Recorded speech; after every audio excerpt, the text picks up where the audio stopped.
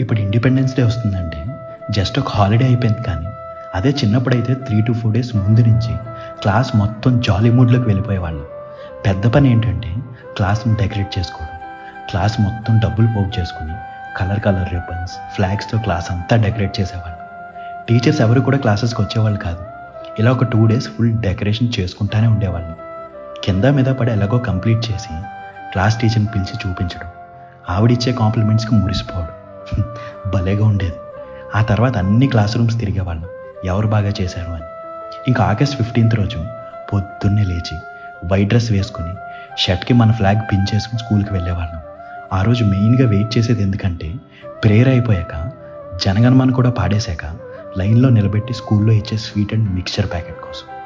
ఆ ఐటమ్స్ తింటూ ఫ్రెండ్స్ అందరితో కబుర్లు చెప్పుకుంటూ అలా ఒక 1 hour గడిపేసి ఎవరింటికి వాళ్ళు వెళ్ళిపోయేవాళ్ళం. ఇంటికి వెళ్ళి యాజ్ యూజువల్గా